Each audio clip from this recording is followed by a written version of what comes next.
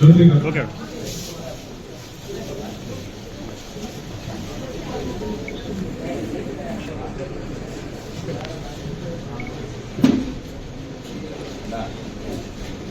ఇచ్చాను sir. Okay sir.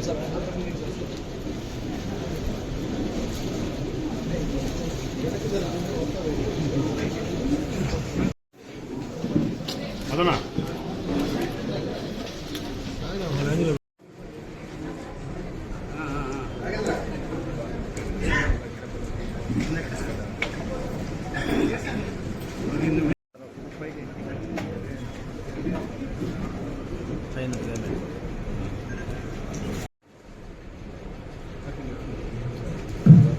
గౌరవ MPP గారిని మేడం గారికి ఒకే ఇవ్వాల్సిందిగా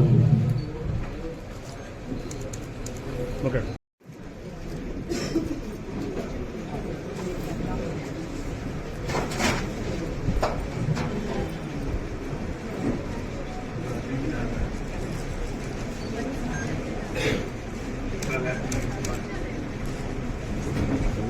ఒక 2 నిమిషాల పాటు మనందరం సభ తరఫున నిలబడి 2 నిమిషాలు మౌనం పఠించవలసిందిగా కోరుతున్నాను.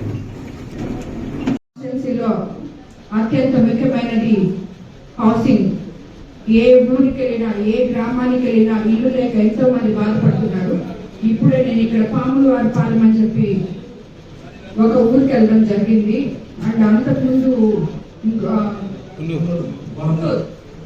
అక్కడ యాక్చువల్గా ఒక ఏరియా ఉంది, జగనన్న కాలనీ అనే పేరుతో లేఅవుట్ వేస్తున్నారు. 45 ఇళ్ళు ఉన్నాయి, బేస్మెంట్ కట్టున్నారు.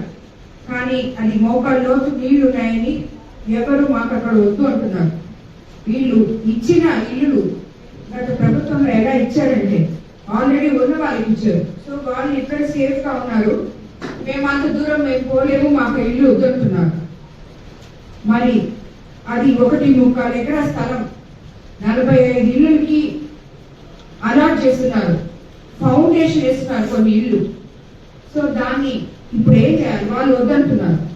కాబట్టి ఇలాంటి సమస్యలు చాలా గ్రామాల్లో ఉన్నాయి. ఆ గ్రామంలో ఉన్న లీడర్స్ వాళ్ళని యాక్సెప్టెన్స్ చేపించి నిజంగా వాళ్ళకి ఇల్లు లేదు, ఇల్లు అప్పుడు కొంచెం దూరం ఉండొచ్చు. 45 ఇళ్ళు ఒక దగ్గర చేరితే అదే ఒక కాలనీ అవుద్ది. అదేం దూరం కాదు, మిగతా అన్ని అక్కడికి ఆటోమేటిక్ గా అక్కడికి వెళ్ళిపోతాయి. కాబట్టి ఇలా అధికారులు కానీ విలేజెస్ లో ఉన్న నాయకులు కానీ ఫస్ట్ ఆ ఇచ్చిన దాన్ని, ఎందుకంటే అది మార్చికంతా మళ్ళీ వెళ్ళిపోతాయి. వచ్చింది మీరు మార్చి లోపల ఇల్లు కట్టుకోకపోతే అవన్నీ బ్యాక్ వెళ్ళిపోతాయి మళ్ళీ.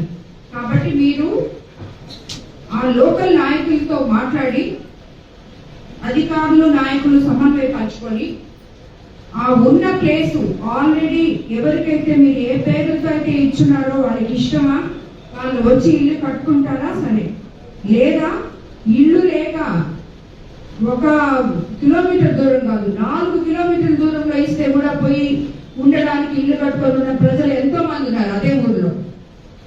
కాబట్టి వాళ్ళకి న్యాయం చేయండి. వీళ్ళు తీసుకుంటే సరే, తీసుకోకపోతే వాళ్ళకి న్యాయం చేయండి.